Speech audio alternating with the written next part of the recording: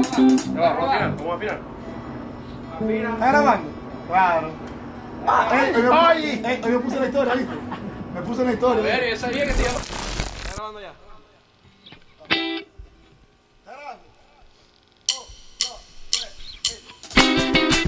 La gaita en la casa, mi Ferry. Cuando el puente no existía y el lago querías cruzar, te podías embarcar en un ferry noche y día. Te mingan en las sillitas donde hacías el recorrido y tomabas complacido una espumosa frita. Sale de Palmarejo, amo mi gaita. Y de aquí de Maracaibo, el paseo más bonito navegando por el lago. 3 reales y vais a pie y 5 bolos en carro. Sale de Palmarejo, pásalo.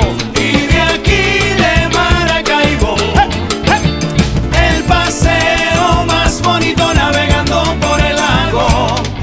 3 reales y vais a pie y 5 bolos en carro.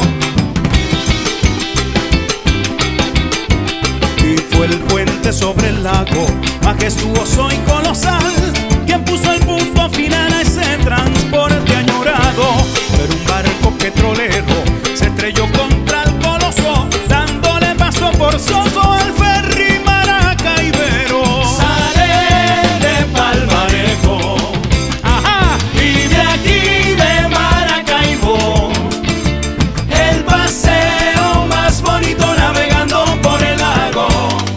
3 reales y vais a pie y 5 bolos en carro. ¡Aprieta pues! Sale de Palmarejo, ¡qué molleja, chiquito! Y de aquí de Maracaibo, el paseo más bonito navegando por el lago. 3 reales y vais a pie y 5 bolos en carro.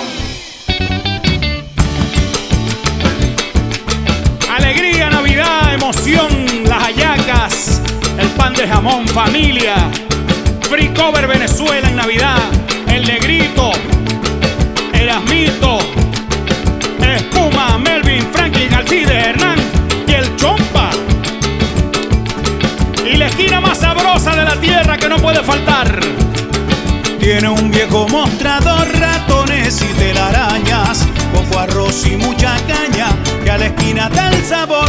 Tiene un viejo mostrador, ratones y telarañas, poco arroz y mucha caña, que a la esquina da el sabor, sabor, sabor. Vamos todos pa' que Luis allá por Santa Lucía. Pa' que Luis, pa' que Luis, pa' que Luis, pa' que Luis, pa' que Luis, pa' que Luis, feliz en la esquina de San Luis. Te espero de noche y día. Vamos todos pa' que Luis allá por Santa Lucía. La cerveza está bien fría y de allí te vas feliz en la esquina de San Luis. Te espero de noche y día. Y así estamos comenzando este programa especial de hoy con Free Cover Venezuela. Así estamos comenzando.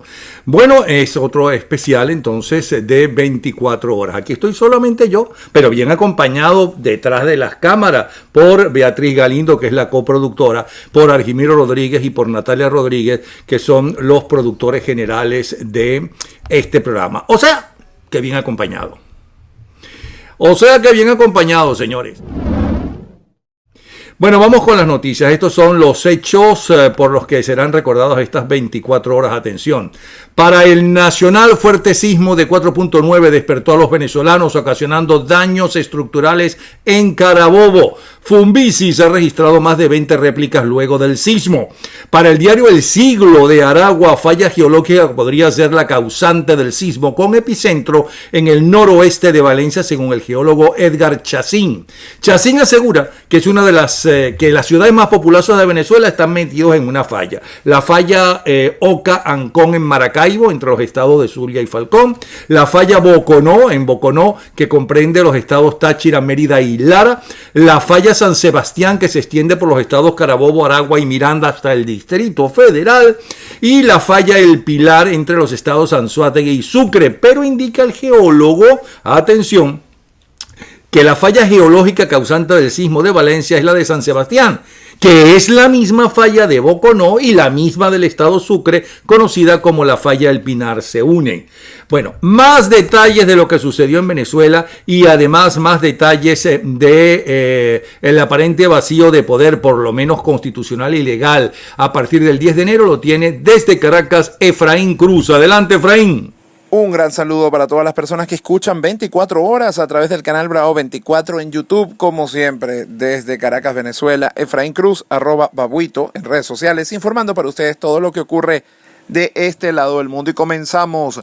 3 municipios del estado Carabobo fueron los más afectados. Usuarios de Twitter revelaron daños en viviendas, edificios y hasta supermercados en este estado. El movimiento telúrico ocurrido durante la madrugada de este jueves tuvo efectos en 9 regiones, además del estado Carabobo, donde se registró su epicentro, pero solo provocó daños estructurales leves, sin heridos ni decesos, por suerte, en estos estados. Reportes de las diferentes sedes de protección civil, así como de un buen número de usuarios de la red social Twitter, revelaron que los habitantes de Yaracuy, Lara, Zulia, Apure, Portuguesa, Aragua, Vargas, Miranda y en el Distrito Capital fueron madrugados por el temblor, y en algunos sectores de estos estados la gente salió a la calle luego de experimentar la segunda réplica.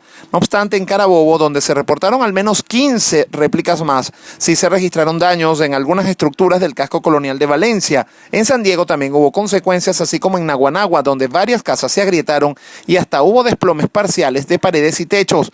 En la iglesia Nuestra Señora de Coromoto y en el distribuidor de PDVSA Yagua se sintieron los efectos con paredes resquebrajadas y caídas del frisado de las paredes. En Valencia, varios supermercados quedaron hechos un desastre, pues la mercancía en los estantes se vino al piso y algunas vidrieras se reventaron. También los usuarios dijeron, además, conocer por Twitter del colapso de algunas tuberías, así como de grietas en las bases de los edificios. El director de Protección Civil, Randy Rodríguez, informó este jueves a los medios que los daños en Carabobo se concentraban en 3 municipios, por lo que se había implementado un operativo en esos sectores para evaluar la situación, pero los informes preliminares solo habían revelado daños menores. También tenemos que informar, falta absoluta, la presidencia de la República quedará vacante el próximo 10 de enero, según el abogado Gustavo Linares Benzo. El especialista en Derecho Administrativo, ponente invitado además en la Cátedra Libre de la Universidad Central de Venezuela, advirtió que las elecciones del pasado 20 de mayo en las que resultó electo Nicolás Maduro son nulas porque fueron convocadas por la Asamblea Nacional Constituyente, que tildaron de ilegítima.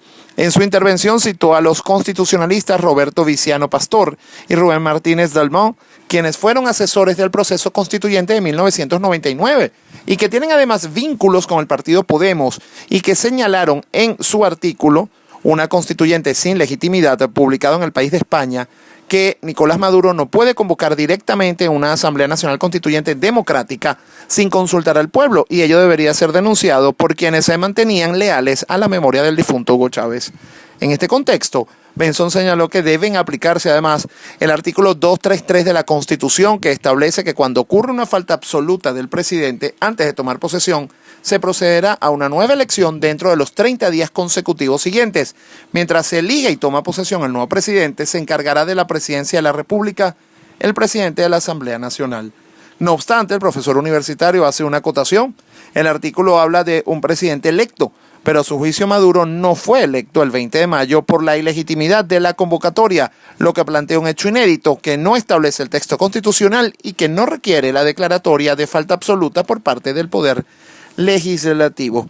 Bueno, así están las cosas por Venezuela, como siempre, desde Caracas. Efraín Cruz, @babuito en redes sociales, informando para ustedes todo lo que ocurre de este lado del mundo. Seguiremos en contacto.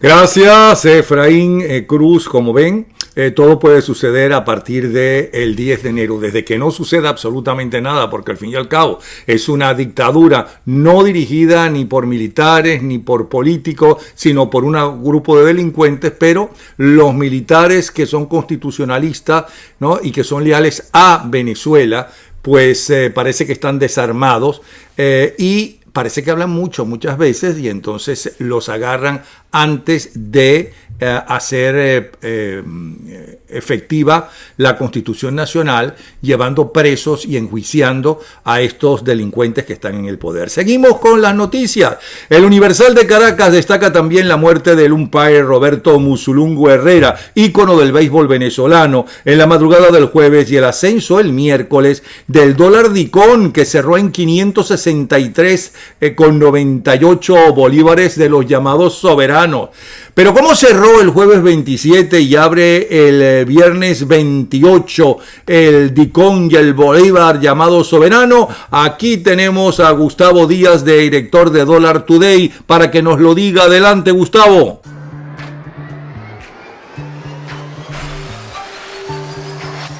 Venezuela no te aguanta más.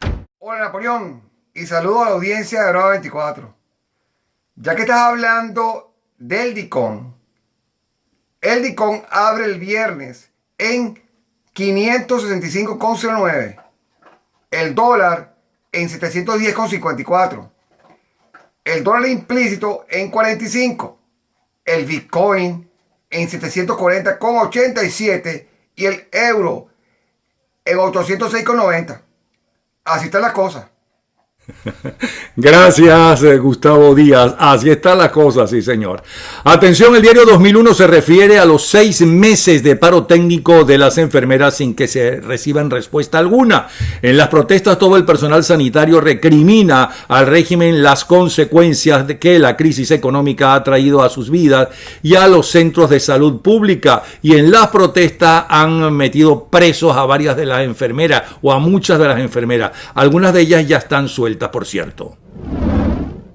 Panorama de Maracaibo destaca el rechazo de Venezuela a la posición del CARICOM sobre la presunta incursión de buques de exploración de hidrocarburos contratados por Guyana en aguas jurisdiccionales de Venezuela. Bueno, al respecto le pedí a nuestro analista internacional Orlando Goncalves que nos diera desde afuera cómo está, porque en este momento está en Bogotá, su visión de lo que está pasando. Él es analista internacional, es venezolano, pero radicado en Bogotá. Vamos a ver cómo se ve desde afuera este problema con Guyana y este problema que se acaba de presentar, donde tanto la gente de las islas vecinas, como, es decir, CARICOM, como los Estados Unidos ya han dado su opinión a favor de Guyana, por cierto. Adelante.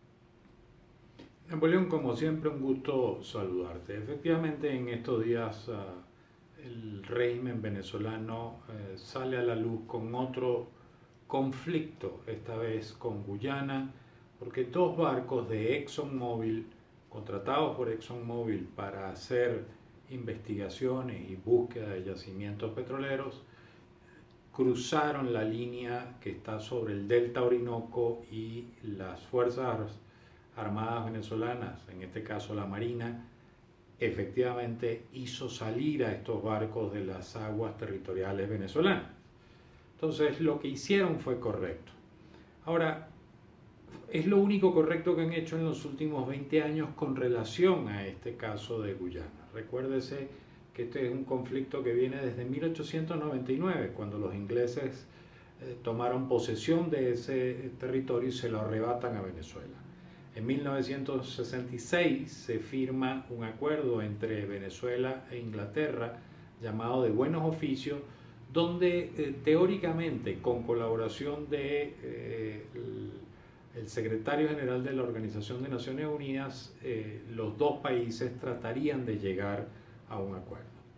Ahora, esto ha dormido el sueño de los eternos, y a lo largo de la presidencia de Hugo Chávez, cometió 3 errores graves, a mi manera de ver, que ha provocado que Guyana siga avanzando y siga desarrollándose, y ahora tenga no solo a ExxonMobil como socio en la explotación petrolera, sino que hay empresas chinas que tienen el 30% del negocio petrolero de Guyana, está en manos chinas también, pero el régimen solo se ocupa de las compañías americanas.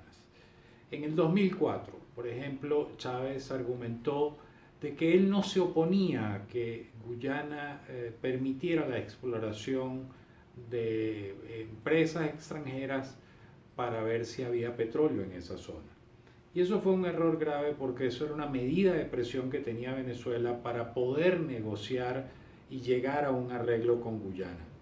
Al permitir esto y al dar esa declaración, pues le abrió las puertas a Guyana y aquí tenemos los resultados.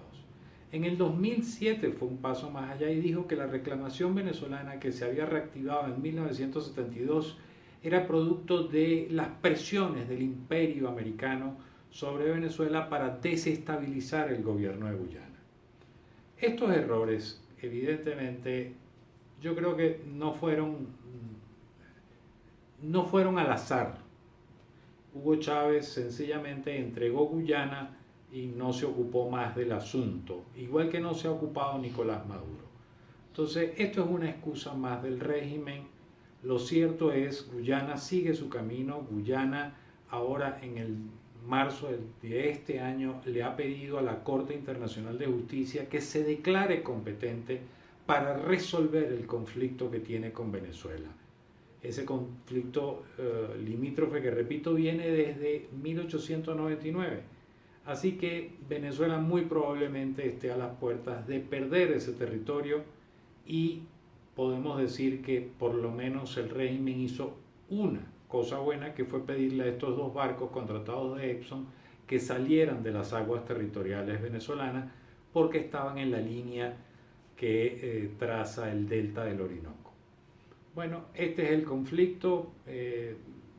No trascendió a mayores, no trascendió más allá de unas declaraciones álgidas de unos y otros, pero en el fondo lo que nos importa a los venezolanos sería recuperar Guyana. Eso probablemente no lo logremos.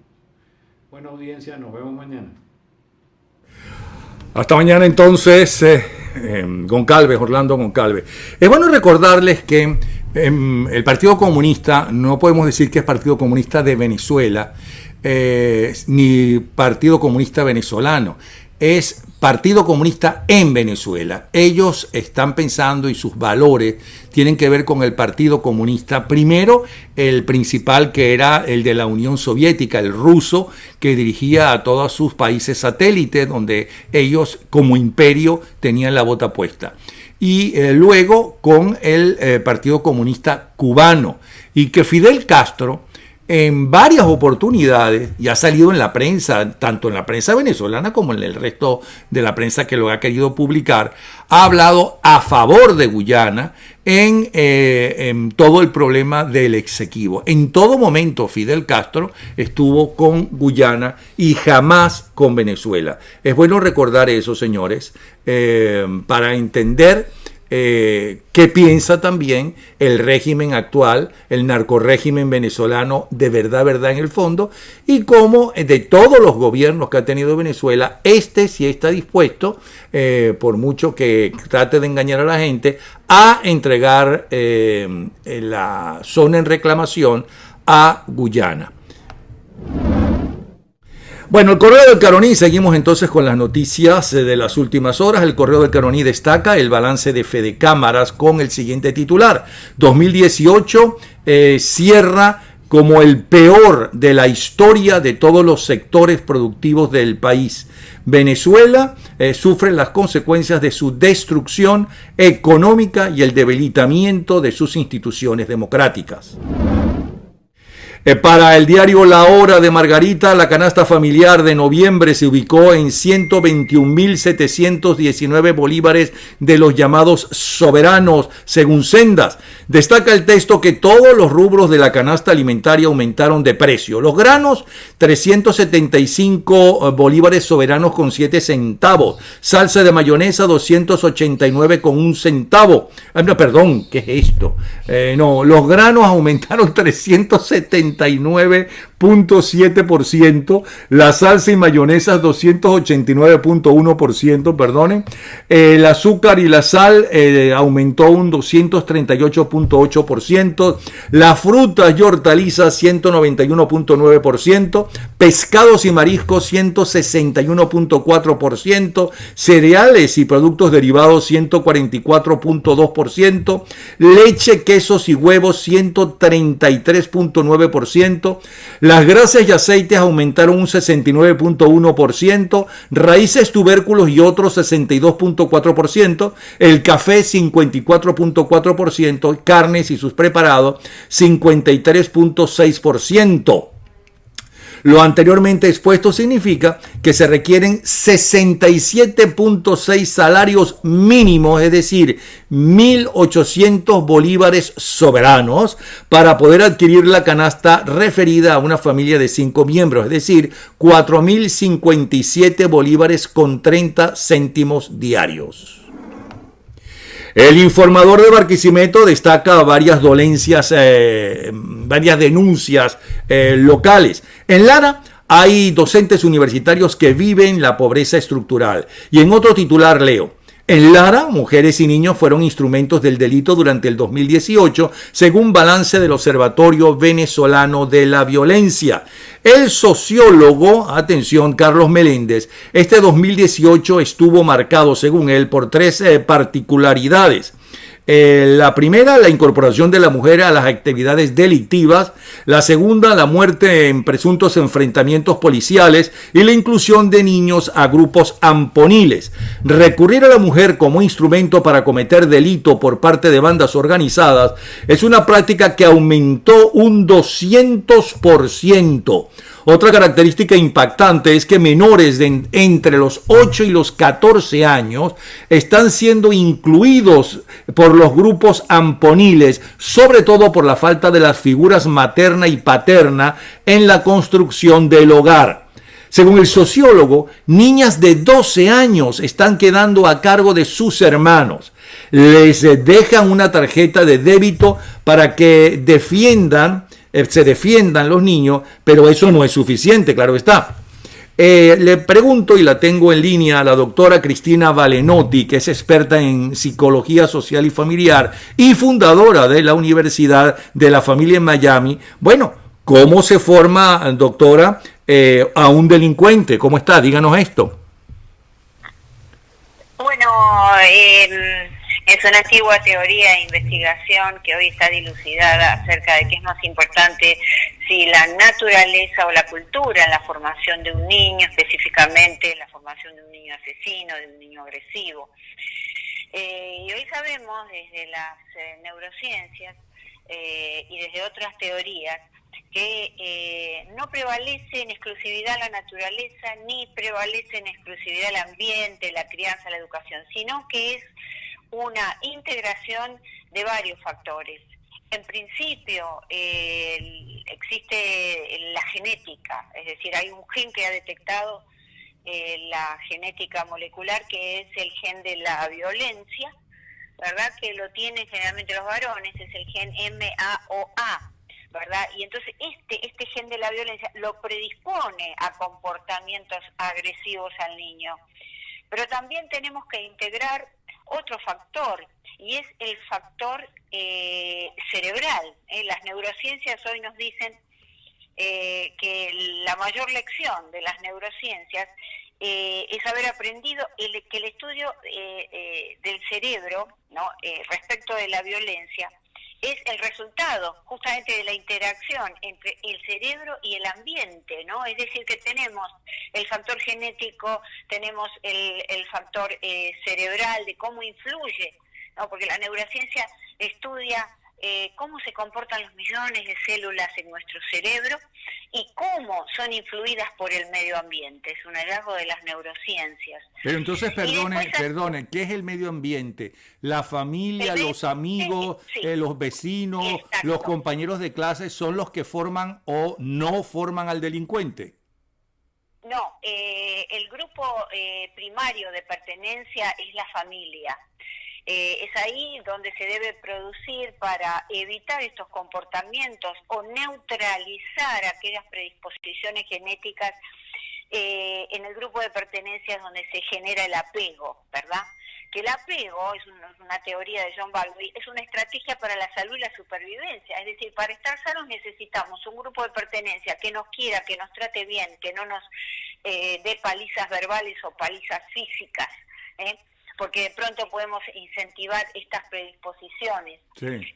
Grupos familiares como hoy lamentablemente vemos, no solo en Venezuela, lo vemos en Estados Unidos, padres desapegados por la carrera económica, la necesidad de poner en la mesa comida, y entonces los niños se crían un poco solos. Acá en Estados Bueno, Unidos... pero no pienses solamente en Venezuela y Estados Unidos. Es que en el norte de Europa yo conozco ya personas adultas que cuando niños, estamos hablando por cierto de Finlandia, por citarle una de las personas que conozco, los niños llevaban, la niña en este caso ya mujer y casada y con hijos, llevaba colgada la llave de la casa, porque del colegio iba caminando hasta su casa y se encontraba que en su casa no había nadie y ella abría la puerta y se hacía la merienda. Bueno, tú sabes que debido a estas conductas a las que los padres sin querer predisponen a sus hijos o someten a sus hijos, se ha incentivado de manera dramática el índice de suicidios en los Estados Unidos. Vale decir, el suicidio de niños, cada vez los niños más chiquitos se suicidan. Entonces vemos que todo esta que yo esto, conozco no se suicidó, pero se metió al Partido Comunista, que más o menos podría hacer lo mismo. Sobre todo siendo es que sobre todo siendo finlandesa, porque los comunistas, los rusos invadieron a Finlandia, fueron uno de los invasores de Finlandia, no solamente los nazis. Pero bueno, justamente sí, en estos países es donde se han dirigido, se han conducido estadísticas acerca de la violencia, ¿no? Tomando muestras poblacionales de delincuentes, de 1000 delincuentes, y ver qué es lo que los está activando. Por todo esto que te digo, está, digamos, apoyado en la ciencia. Y entonces podríamos preguntarnos con el doctor James Prescott dónde nace la violencia, ¿no? Y la violencia nace en el seno del hogar, en la privación del contacto corporal, del movimiento, de llevar más los chicos a UPA cuando los tenemos, de no dejarlos llorar porque total se tiene que consolar solo, de no someterlos a lo que yo llamo violencia invisible, pasiva, dejarlos solitos, lo que hablábamos antes, sí, que se arreglen solos, total a los 3, 4 años pareciera que ya están maduros. Yo he escuchado a una madre decir que su hijo de 5 años ya estaba adulto, maduro. Entonces, estas barbaridades que estamos haciendo producto de una sociedad, de una cultura, porque está todo esto imbricado en la posmodernidad, que es una cultura superficial de la imagen y del individualismo, en donde no se puede integrar adecuadamente al niño a la familia, porque todos somos como adolescentes que necesitamos tener nuestro momento de fama, estar en el teléfono, en los medios, en muchos casos trabajar, ¿verdad? Porque bueno, se necesita, como te decía, algo sostener ese hogar, lo cual nos lleva a la pregunta, ¿no debemos primero crear una cultura en donde los padres preparen un nido económico antes de traer hijos al mundo? Es decir, son muchas las preguntas que a través de los estudios del comportamiento humano, del cerebro, de los genes, están surgiendo. Sí. Lo cierto es... Entonces, perdone Cristina que la interrumpa. Volviendo al caso venezolano y la crisis venezolana, no basta que estas maravillosas mujeres y madres que dejan de comer para darle la poca comida a sus hijos, ¿no? Que buscan desesperadas la medicina que no se consigue. Es importante que no se olviden de acariciar a los muchachos, de conversar con esos bebés y esos niños, que sientan que tienen alguien que lucha por ellos, que los quieren. Claro, porque entonces si el chico viene con una predisposición a la violencia incentivada por esta cultura, todo este apego amoroso de la madre hace que el niño realmente sea un individuo pasivo, un individuo tranquilo, un individuo de buena voluntad. Es Sí, decir, que hay que tener pero un cuidado. momentico, Cristina, ¿y cómo hace usted con el medio ambiente cuando, por ejemplo, hasta el presidente de turno es agresivo, es patán, insulta? Claro. ¿Cómo se hace? Porque eso se Bueno. repite, eso son conductas que entonces el ciudadano y el muchacho y el niño va a repetir. ¿Cómo se hace en un mundo actual Claro. donde lo importante es lo agresivo, lo llamativo, ese tipo de cosas? Bueno, en principio debemos decir que desde que el niño nace, y esto es un consejo para futuros padres, se le debe dar ese amor, ese afecto, ese contacto. ¿Por qué? Porque el niño, si es agresivizado, si es objeto de violencia o de abandono, va a disparar su sistema neuronal dirigido por todas las hormonas del estrés y va a ser un chico realmente agresivo. Si a eso lo potencializamos con un el gen guerrero del que te hablaba, es tremendo.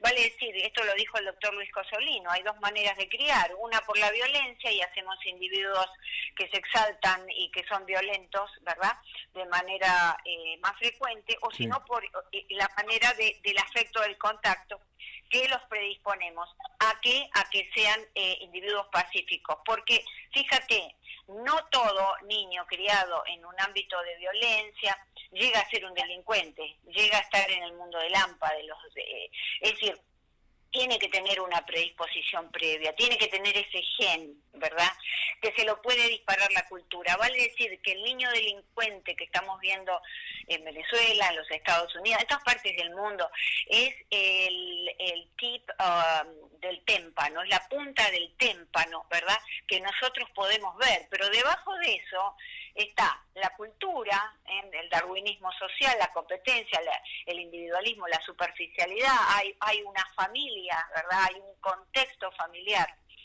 que lo ha criado, y hay una genética. Vale decir que el delincuente niño no nace colgado de golpe, sale y asesina o se une a grupos delincuenciales, no. Esto lo vamos creando en un caldo de cultivo, por eso los padres tenemos que estar muy presentes, y yo creo que en Venezuela las madres, aquellas que se sacrifican por sus hijos, las madres que están con ellos, que los acarician más desde que son bebés, que le hacen ver que todo está bien, son aquellas madres que están ayudando a que esta cultura de la violencia para los hijos de ellos y los hijos de todo el mundo en la sociedad disminuya. No la podemos evitar porque está en el corazón del humano también la tendencia a resolver los problemas con la violencia, pero sí podemos neutralizarlo. Entonces tenemos que agradecer a esas madres que pueden hacer eso, y las que no, avisarles que esta es la única vacuna en contra de la violencia y en contra de la posibilidad que los hijos se autodestruyan o destruyan a los demás. Porque tú me dices, ¿qué hacemos? Yo lo crío bien y la sociedad le está dando un ejemplo de violencia. Pero no, Napoleón, porque si tú lo crías con esto del contacto y del afecto, frente a esta sociedad de la violencia, el niño va a reaccionar, pero no autodestruyéndose o tratando de matar a los demás. ¿Me comprendes? Sí. El propio niño se va a autorregular en su desarrollo, en su adolescencia. Es decir, va a cometer macanas, quizá no ande con las compañías adecuadas, pero nunca va a llegar al acto delincuencial. Tiene que haber algo previo. Tiene que haber algo previo. No, y además, además, Cristina, hay tantos ejemplos de gente que ha triunfado, ¿no? La mayoría de los triunfadores tienen un origen muy humilde, por cierto, porque tienen que luchar, porque han aprendido desde pequeños a luchar realmente, más que los niños que tienen una vida confortable. Pero he leído la historia de muchísimos de ellos, y cuando hablo de muchísimos realmente no estoy exagerando, que dicen, bueno, yo me salvé de no estar en una banda de delincuentes de mi barrio, por ejemplo, porque por fulanito de tal, que me hizo amar el fútbol, o el béisbol, o el violín, o la guitarra. Hay tantos y tantos ejemplos de gente que pudo haber sido un delincuente como sus compañeros, sus amigos o sus vecinos, y no lo son. Hay un error en Napoleón que es relacionar la violencia con la pobreza. Tú sabes que los índices de violencia son mayores en las familias de dinero. No, espérate, Cristina. Yo no lo estoy relacionando. Yo lo que estoy diciendo es que la mayoría de los triunfadores que yo he leído, ¿no? No son gente que han nacido en casas de pudientes y entonces les fue muy fácil y heredaron entonces la riqueza de los padres. No, sino que tú puedes ser muy, muy pobre de origen, ¿no? Y llegar a ser multimillonario por tus triunfos o culturales o artísticos o como ingeniero, como arquitecto, como médico. Eso es lo que quise decir. Claro, en efecto, puede llegar a ser lo más importante, que es, además de todo eso necesario para la supervivencia y el desarrollo en una sociedad, llegar a ser buenas personas, individuos de bien, individuos pacíficos, que no tengan ningún tipo de problemas, porque estas sociedades están armando chicos psicópatas. Tú sabes que el psicópata no es solo el criminal, el psicópata es también aquel que no tiene sentimientos, que no se ocupa demasiado de sus familias. Que no le importa a nadie sino a sí mismo, sí. Pero claro, el problema va a ser... Sí, Cristina, el problema va a ser cuando los golpes, las patadas y las bofetadas que esos niños van a recibir a lo largo de la vida, cuando vayan a descubrir que el mundo no es como el que vivieron en su casa, ¿no? Sino que muchísimas personas pueden hacerle mucho daño. Claro, lo que pasa es que los padres tienen que educar con amor, tienen que educar con autoridad experta, no con autoritarismo, y tienen que educar con límites. Todo niño va a tender a la violencia, y si tiene predisposición mucho más, si en la casa se le hace ver que es el centro del universo, si se lo hiperregala, si se lo malcría. Es decir, el niño tiene que tener límites, pero tener límites no quiere decir pegarle, tratarlo mal, tener límites en lo que tiene que hacer. Entonces ahí nos garantiza, es un equilibrio. Yo sé que es muy difícil, es más fácil el extremo, le doy todo, o si no le pego y le pongo penitencia y ahí está, y el chico que se críe como puede. Es decir, que el término medio, como decían los griegos, es lo más difícil, pero tenemos que lograrlo. Vivimos ahora sociedades en que los padres son como los amigos de los hijos, en donde no hay autoridad experta, y tenemos estas familias en donde parecen roommates todos, que entran a cualquier hora, comen a cualquier hora. Tenemos esa familia, o todavía prevalece la familia antigua, que no era lo ideal tampoco, en donde el padre pega un grito, le pega a los hijos, los mete en penitencia. Es decir, todavía tenemos muestras de autoritarismo. Los dos extremos son malos, Napoleón. Claro. Dejar hacer o reprimir con golpes. Entonces, para no formar un delincuente, a pesar de lo duro que está el mundo, a pesar de que ahora hasta en las telenovelas los héroes son los narcotraficantes, y eso es un mal ejemplo para los muchachos que están viendo eso, o los niños que están viendo eso, ¿ok? Ya sea en la televisión por cable o la televisión abierta. A pesar de todo eso, con amor, escuchando a los muchachos, con cariño desde que nacen, eso es fundamental para no crear delincuentes. Es fundamental, ¿no? Por ejemplo, no hay que dejarlos llorar. El niño necesita ser cobijado en los brazos de la madre, no darles independencia precoz, no dejarlos largas horas en guarderías desde que nacen hasta el año. Tú sabes que hubo un estudio del doctor Jay Belsky que dice que más de 30 horas semanales en una guardería desarrolla adolescentes con tendencia a la agresión, a pelearse y a acosar a los compañeros. ¿Por qué? Porque la mayoría de las guarderías, Napoleón, no tienen suficiente personal, ¿verdad? ¿Para qué? Para ocuparse con el niño, tener una persona que esté con ese bebé. Fíjate qué barbaridad, dejan a los niños desde que nacen hasta el año en guarderías. Y después nos quejamos que tenemos cultura de hijos violentos, o nos quejamos de sus conductas agresivas. La presencia de la madre, la presencia del padre, esto que en nuestros países subdesarrollados existe y que está perdiéndose lamentablemente ahora por influencia de la globalización, entonces eso es lo que garantiza, esa es la vacuna que garantiza hijos sanos, Sí. hijos Bueno, saludables. sí. Cristina, Es lo muy único. interesante la conversación, se nos ha ido el tiempo demasiado rápidamente. Volveremos a conversar entonces, ¿sí? Un abrazo. ¿Cómo no? Muchas gracias. Hasta Un luego. abrazo, Napoleón. Cristina Valenotti desde Miami. Repito, ella es experta en psicología social y familiar y es fundadora de la Universidad de la Familia en Miami. Y así despedimos este programa especial.